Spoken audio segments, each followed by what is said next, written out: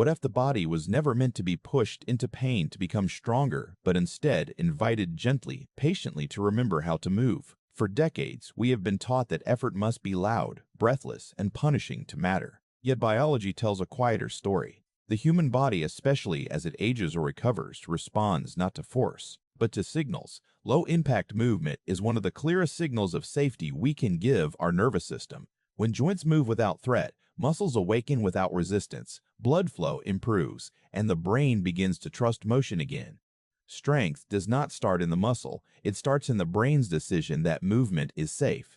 Here is the first key insight. Low-impact exercise works because it reduces fear at the cellular level. And this idea challenges much of what we have been taught about effort and progress. When movement feels threatening, the brain shifts into protection mode. Muscles tighten. Breathing becomes shallow, and stress hormones like cortisol rise. This response is not weakness. It is biology doing its job. For beginners and seniors, especially those who have experienced pain, injury, or long periods of inactivity, the nervous system often associates movement with danger. In that state, even strong muscles cannot function efficiently. Low-impact exercise gently rewrites this internal story. Slow, controlled movements send a different message through the nervous system. You are safe. As this signal repeats, the brain reduces its defensive grip.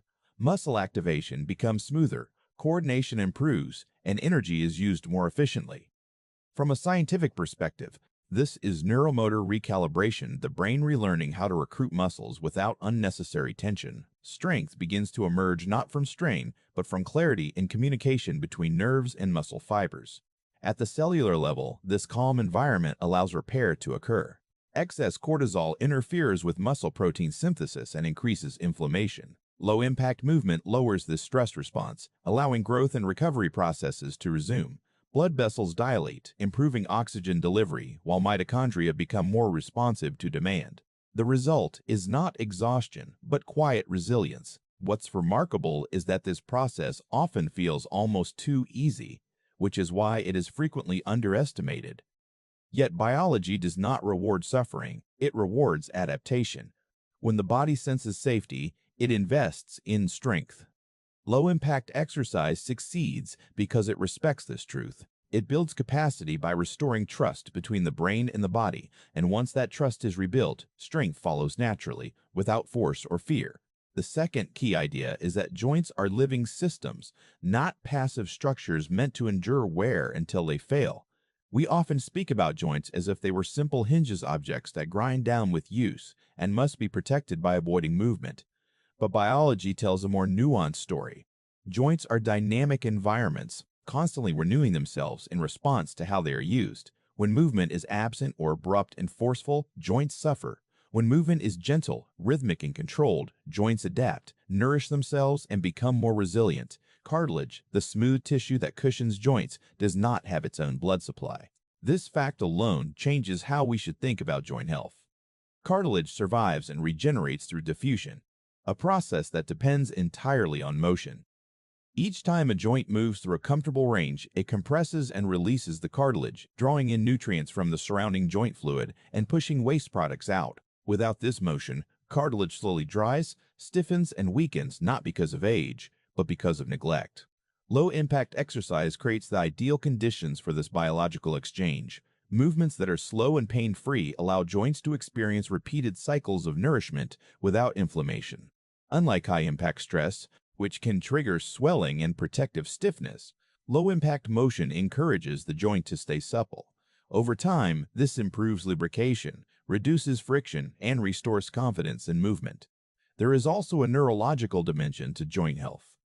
Within every joint are sensory receptors that inform the brain about position, pressure, and speed. When joints are moved gently and regularly, these receptors remain active and precise. This feedback improves coordination and stability, reducing the risk of sudden missteps that often lead to injury. When joints are avoided due to fear of pain, this sensory system dulls, making movement feel uncertain and unsafe. Perhaps the most important shift is philosophical. When we recognize joints as living systems, movement becomes an act of care rather than risk. Low-impact exercise is not about preserving joints by avoiding use, but about sustaining them through respectful motion. In this way, Movement is not something we endure for health. It is how health is maintained, quietly and continuously, through the intelligence of the body itself. The third insight is about balance, and it begins with a quiet correction to a common assumption. Balance is often thought of as a matter of strong legs or steady feet, but strength alone does not create stability. Balance is a dialogue and ongoing exchange of information between the brain, the inner ear, the eyes, the joints, and the muscles. When this dialogue is clear and calm, the body moves with confidence. When it is disrupted by fear, inactivity, or sudden force, even strong muscles can fail to keep us upright. Low-impact exercise restores this dialogue by slowing movement down to a speed the nervous system can understand. Sudden, high-intensity motions overwhelm sensory input, forcing the brain to react rather than predict. Gentle movements, such as controlled weight shifts or slow changes in posture, give the brain time to process signals and adjust. This predictive ability is the foundation of balance. The body stays upright not by reacting to falls, but by preventing them before they happen. At a biological level, balance depends heavily on proprioception, the body's internal sense of position. Specialized receptors in muscles and joints continuously report where the body is in space. With age or inactivity, these signals weaken, not because the receptors disappear, but because they are no longer challenged in meaningful ways. Low-impact balance training reawakens them. Each careful shift of weight, each moment of standing with awareness strengthens the accuracy of this internal map. The inner ear also plays a critical role. It detects subtle changes in head position and acceleration. Gentle, controlled movement stimulates this system without overstressing it, improving tolerance and coordination. Over time, the brain integrates signals from the inner ear, eyes, and body more efficiently, creating a sense of grounded stability rather than tension-driven control. What makes this insight especially important is its emotional dimension. Fear of falling alters posture and movement patterns, often increasing risk rather than reducing it. Low-impact balance work reduces this fear by rebuilding trust. When the body experiences success in small, safe movements, confidence grows, shoulders relax, breathing deepens, and posture naturally improves. Balance, then, is not trained through force, but through listening. Low-impact exercise teaches the body to listen to itself again, refining awareness rather than overpowering weakness.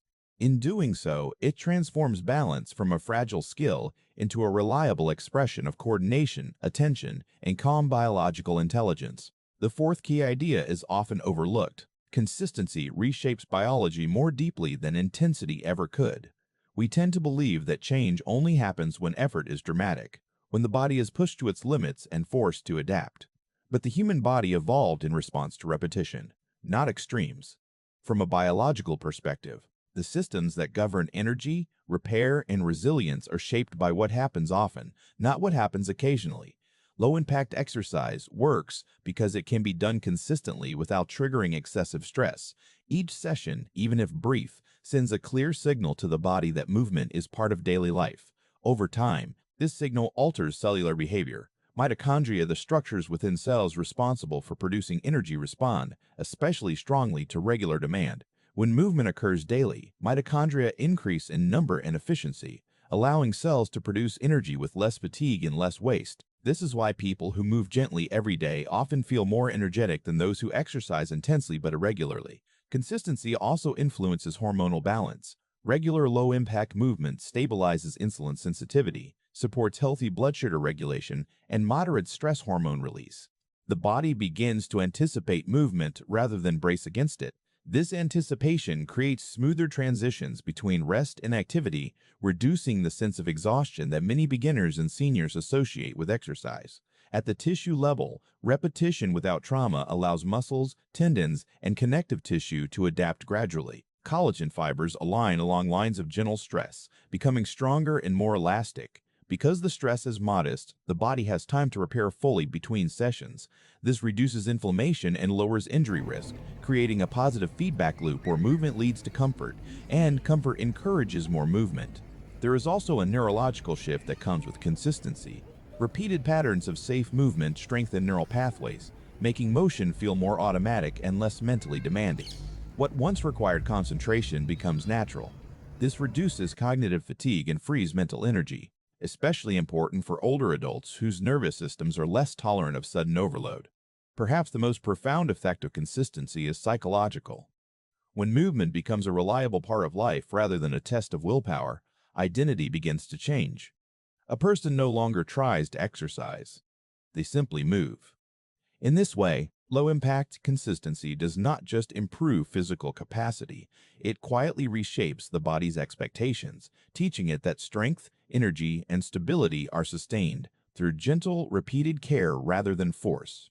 And the fifth insight may be the most human of all, because it reaches beyond muscles, joints, and cells into the way people experience themselves in their bodies. Low-impact exercise does more than improve physical function. It restores dignity to movement. Many beginners and seniors carry an unspoken grief about what their bodies can no longer do. Pain, fatigue, or fear of injury can slowly turn movement into a reminder of loss rather than a source of vitality. When this happens, the body is still capable of adaptation, but the mind withdraws permission to try. Low-impact movement gently reopens that permission. Because the movements are accessible and non-threatening, success becomes possible again. A leg lifts without pain. Balance holds for a few seconds longer. Breathing remains calm. These moments may seem small, but biologically and psychologically they are profound. Each success releases signals of safety and reward in the brain, reinforcing the desire to move again. Confidence begins to return not as motivation, but as trust. This trust changes posture, expression, and presence. Shoulders relax. The face softens. The body no longer moves as if it is apologizing for taking up space. From a scientific perspective, this shift reflects reduced threat perception in the nervous system. From a human perspective, this shift reflects reduced threat perception in the nervous system. From a human perspective, it feels like dignity being restored. Movement becomes something one participates in, not something one survives. Low-impact exercise also reshapes identity. When people are no longer defined by what they must avoid, they begin to define themselves by what they can do. This is especially powerful in later life, where autonomy and self-efficacy are closely tied to well-being. Gentle movement preserves independence not just by strengthening muscles, but by reinforcing the belief that the body is still responsive, still capable of learning. Perhaps most importantly, low-impact exercise cultivates compassion toward the body. Instead of forcing change through punishment, it invites change through cooperation. This partnership aligns with how healing truly occurs, gradually, patiently, and with respect for limits. In this way, low-impact movement becomes more than exercise. It becomes a practice of self-respect, reminding us that health is not reclaimed by conquering the body, but by listening to it and moving forward together, one careful, confident step at a time.